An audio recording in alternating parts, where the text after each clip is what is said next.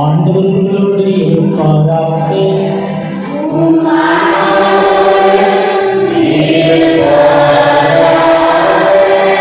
யோவான் எழுதிய தூய நற்செய்தியிலிருந்து வாசகம்.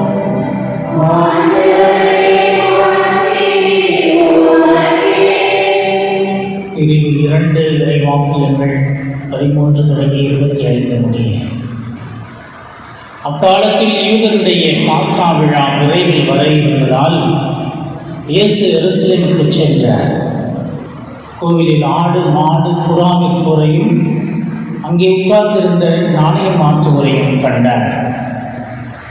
அப்போது கயிறுகளால் ஒரு சாட்டை பின்னி அவர்கள் எல்லாரையும் கோவிலில் இருந்து துரத்தினார்.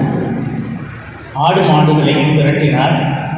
நாணயம் மாற்றுவோரின் சில்லறை காசுகளை கொட்டிவிட்டு மேசைகளையும் கவிழ்த்து போட்டார். அவர் புறாவிற்போரிடம், இவற்றை இங்கிருந்து எடுத்துச் செல்கிறேன், என் தந்தையின் இல்லத்தை சந்தையாக்காதீர்கள் என்று கூறினார்.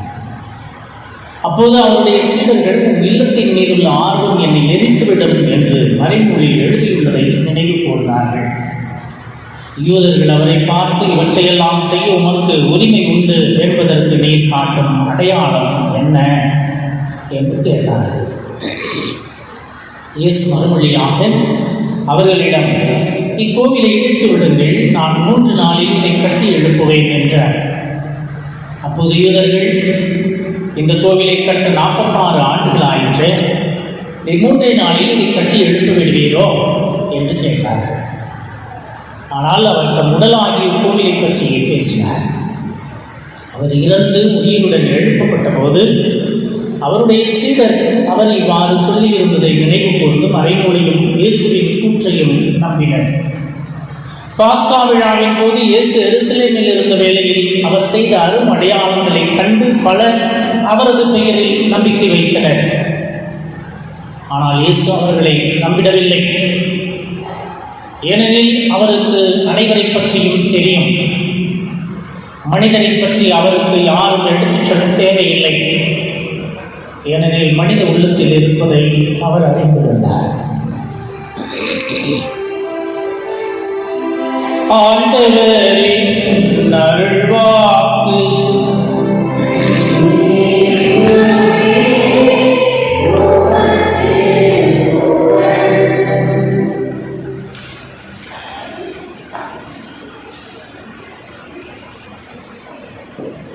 ஒரு பங்கிலே ஒரு மனிதர் தினமும் ஆலயத்திற்கு வருவதையும், வருகின்ற போது கையில் மாலை அல்லது பூ, மெழுகுதிரி எடுத்து வந்து மாதா சொரூபத்தின் முன்னால் அதை ஏற்றி வைத்து மண்டியிட்டு ஜெபிப்பார். தொடர்ந்து அந்த மனிதர் வாழ தினமும் வருவதை பார்த்த பங்குசாமியார் அந்த மனுஷனை ஒரு நாள் கோயிலை விட்டு வெளியில் வரும்போது பார்த்து, நீங்கள் மாதா மேலே ரொம்ப பக்தியாக இருக்கிறீங்க போல, தினம் பார்க்குறேன் பூ மாலை மெழுகுதிரியோடு வர்றீங்க அப்படின்னு சொல்லி அவர்கிட்ட கேட்டார். அந்த மனுஷன் சொன்னார், ஆமாம் சாமி, நான் மாதா மேலே ரொம்ப நம்பிக்கை வச்சுருக்கேன், நான் எதை கேட்டாலும் அந்த அம்மா கொடுப்பாங்க அப்படின்னாரு. அது வரைக்கும் சரிதான். அடுத்து ஒரு விஷயத்தை அவர் சொன்னார். இப்போ எதுக்காக நான் தினம் கோயிலுக்கு பூ மாலை மெழுகுதிரியோடு வர்றேன்னா, அது ஒரு சிறப்பான வேண்டுதலுக்கு சாமி அப்படின்னார். என்ன அந்த வேண்டுதல் அப்படின்னு கேட்டார் பங்குசாமியார். அவர் சொன்னார், என் இடத்துக்கு பக்கத்தில் ஒரு காலி இடம் கிடந்துச்சு சாமி, பல வருஷமாக அந்த இடத்துக்காரே அந்த பக்கம் வர்றதே இல்லை, சும்மா தானே கிடக்கு, அவனுக்கு நிறைய சொத்து இருக்கு சாமி, சும்மா கிடக்கிற இந்த இடத்தை அவன் ஆள போகிறான் அவன், அதனால் அந்த இடத்த என் பேரில் மாற்றி காசு கொடுத்து, அதிகாரிகள்கிட்ட காசு கொடுத்து என் பேரில் மாற்றி பட்டா போட்டுட்டேன்.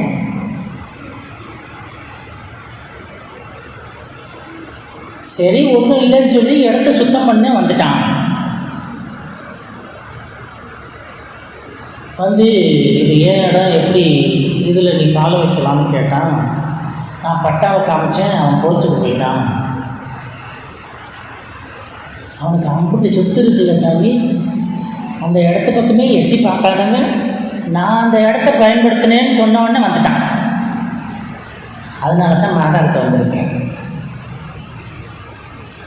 நான் தினம் மெழுகிலேற்றி இந்த மாதா முன்னாடி ஜபிக்கிறேன். இந்த அம்மா எனக்கு அந்த கேஸை ஜெயிச்சு கொடுத்துருவாங்க அப்படின்னு சொன்னார். வந்து செம்மையார் சொன்னார், அடுத்தவன் சொத்தை அடிக்க நினச்சேன்னா மாதா இல்லை, யார் வந்து உனக்கு அந்த சொத்தை மீட்டு கொடுக்க மாட்டாங்க என்று பங்கு சாமியார் சொன்னார்.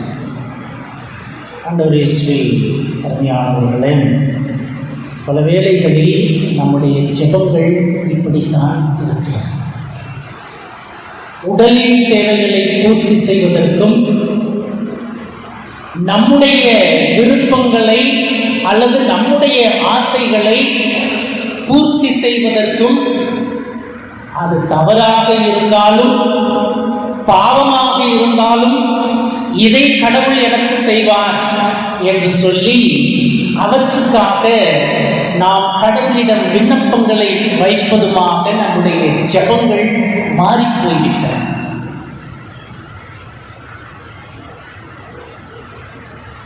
இன்றைய இறைவார்த்தைகள், குறிப்பாக இன்றைய முதல் வாசகம், கடவுளுடைய கட்டளையை கடைபிடி, அதுதான் நீ கடவுளை அன்பு செய்கிறாய் என்பதற்கான அடையாளம். உன்னுடைய விருப்பங்களை நீ நிறைவேற்றிக் கொள்வதற்காக கடவுளிடம் விண்ணப்பங்களை வைப்பதல்ல ஜெபம், அது அல்ல பக்தி, அது அல்ல கடவுள் மீது நீ கொண்டிருக்கிற அன்பிற்கான அடையாளம். மாறாக கடவுளை நீ அன்பு செய்கிறாய் என்பதற்கான அடையாளம் நீ கடவுளுடைய கட்டளைகளை கடைபிடிக்க வேண்டும் என்று சொல்லி 10 கட்டளைகளை பட்டியலிடுவதை இன்றைய முதல் வாசகத்தில் விடுதலை பயண நூலில் இருந்து நாம் வாசிக்க கேட்டோம். என்னை புறக்கணிக்கும் மூதாதையரின் பாவங்களை பிள்ளைகள் மேல் 3ஆம் 4ஆம் தலைமுறை மட்டும் தண்டித்து தீர்ப்பேன் என்று சொல்கிறார். நான் செய்கிற பாவம் என் தலைமுறைக்கும் வரும் என்பதை இன்றைய முதல் வாசகத்திலே சொல்லி எச்சரிக்கை செய்கிறார் ஆண்டவர். உன்னுடைய பாவம் உன் சந்ததிக்கு செல்லாதவாறு பார்த்துக்கொள், எச்சரிக்கையாயிரு என்று ஆண்டவர் எச்சரிக்கை செய்கிறார்.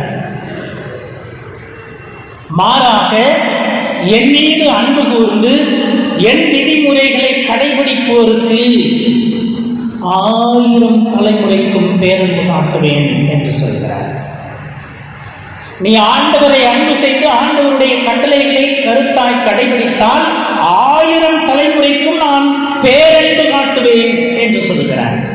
ஆக என் தலைமுறை கடவுளுடைய அருளை ஆசிரை நிறைவாக பெற வேண்டும் என்றால், கடவுளுடைய பேரன்பை அனுபவிக்க வேண்டும் என்றால், நான் கடவுளை அன்பு செய்து அவருடைய கட்டளைகளை கடைபிடிக்க வேண்டும் என்று இன்றைய முதல் வாசகம் சொல்கிறது.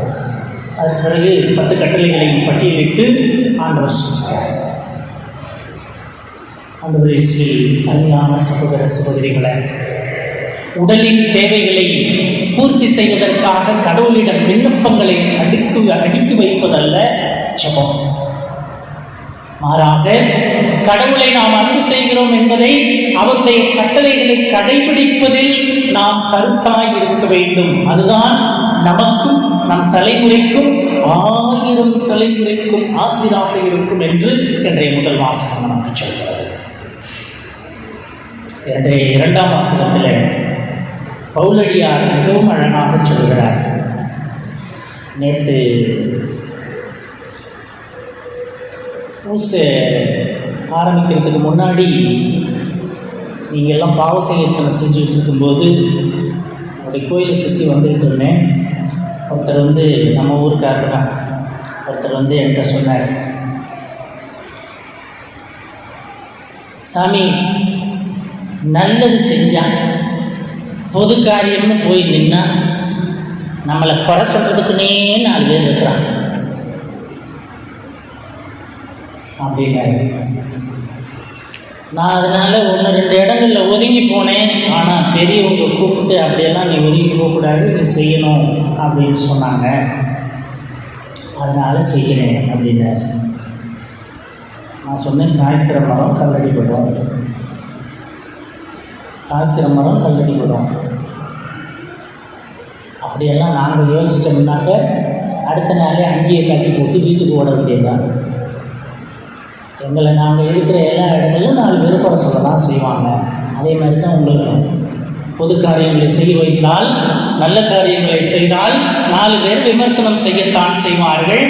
அதற்காக நீங்கள் விட்டுவிட்டால் நீங்கள் உங்களுடைய ஆத்மாவை இழந்து விடுகிறீர்கள்.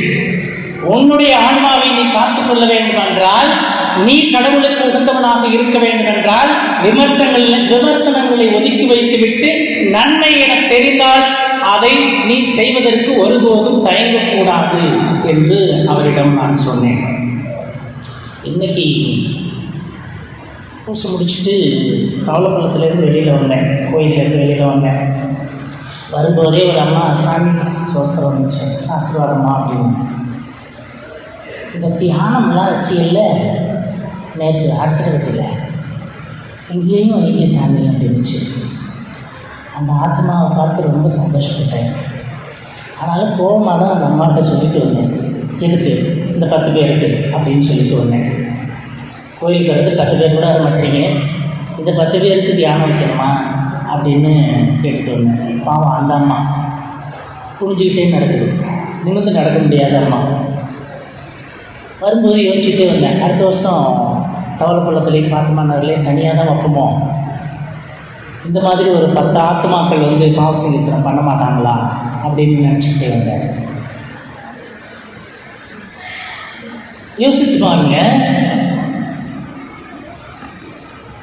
நம்ம பெற்றோர்கள், நம்ம சின்ன பிள்ளைங்களாக இருந்தப்போ நம்முடைய பெற்றோர்கள், நம்முடைய தாத்தா பாட்டிகள்லாம் வண்டி கட்டிக்கிட்டு போனாங்க, நடந்து போனாங்க. ஈஸ்டருக்கு பங்கு கோயிலில் போயிட்டு பூசை பார்த்துட்டு நைட்டு அங்கேயே தங்கி இருந்துட்டு காலையிலலாம் வந்துருக்குறோம். தவக்காலத்தில் புனித வாரங்களில் இப்படியெல்லாம் விழாக்களில் போய் பங்கு கோயிலில் கலந்துருக்குறோம். இன்னைக்கு எல்லா வீட்லேயும் வண்டி இருக்கு, வண்டி எடுத்து அடுத்த 5 நிமிஷத்தில் போக வேண்டிய இடத்துல போய் சேரலாம். ஆனாலும் நமக்கு மனம் இல்லை. ஆண்டவர் வாய்ப்பை ஏற்படுத்தி கொடுக்கிறார், அருளின் காலமான இந்த தவக்காலத்தை நமக்கு கொடுத்திருக்கிறார். அந்த அருளை அடைவதற்காக நாம் முயற்சி எடுக்க தயங்குகிறோம், மறுக்கிறோம். இன்றைய 2ஆம் வாசகத்தில் அதை சொல்றதுக்கு தான் இந்த இதெல்லாம் சொன்னேன். இன்றைய 2ஆம் வாசகத்தில் சொல்றேன், நேற்று எந்த ஒருத்தர் கேள்வி கேட்டாருன்னு சொன்னேன்ல, அவருக்கு பதில் இன்றைய 2ஆம் வாசகம் சொல்றது. பவுலடியார் சொல்றார், யூதர்கள் அரும் அடையாளங்கள் வேண்டும் என்கிறார்கள். உங்களுக்கு ஏதாவது அதிசயம் பண்ணியான்னு சொல்லி யூதர்கள் கேட்குறாங்க. உன்னை நம்பணும்னா ஏதாவது அதிசயம் பண்ணு, அற்புதங்கள் செய்ய, உன்னை நம்புறோம். கிரேக்கர்கள் ஞானத்தை நாடுகிறார்கள். நீ சொல்றதை கேட்கணும்னா ஞான காரியம் ஏதாவது ரொம்ப அறிவு சார்ந்த விஷயமா ஏதாவது சொல்லு, ஞானத்தை தேடுகிறார்கள் கிரேக்கர்கள். ஆனால் நாங்கள் சிலுவையில் அறையப்பட்ட கிறிஸ்துவை பற்றி பறைசாற்றுகிறோம். அச்சிலுவை யூதருக்கு தடைக்கல்லாகவும் திரையினத்தாருக்கு மடமையாகவும் இருக்கிறது. ஆனால் அழைக்கப்பட்டவர்கள் யூதரானாலும் கிரேக்கரானாலும் அவர்களுக்கு கிறிஸ்து கடவுளின் வல்லமையும் ஞானமுமாக இருக்கிறார் என்று பவுலடியார் சொல்றார். மனித ஞானத்தை விட கடவுளின் மடமை ஞானம் மிக்கது என்று சொல்கிறார். ஆகவே நான் கடவுளின் மடமைன்னு நீங்க நினைச்சாலும் பரவாயில்ல, நான் அந்த மடமையை தேடுகிறவனாக நான் இருந்துவிட்டு போகிறேன் என்று பவுலடியார் சொல்கிறார். ஆண்டவர் இயேசுவில் அருமையானவர்களே, உண்மையை, நீதியை, நேர்மையை, கடவுளுக்கு உகந்தவற்றை நாம் செய்கிற போது மற்றவர்கள் நமக்கு மடையர்கள் என்று பட்டம் சூட்டுவார்கள். உண்மையா நேர்மையா இருந்தால் பொழைக்க தெரியாதவன் சொல்லும் உலகம்.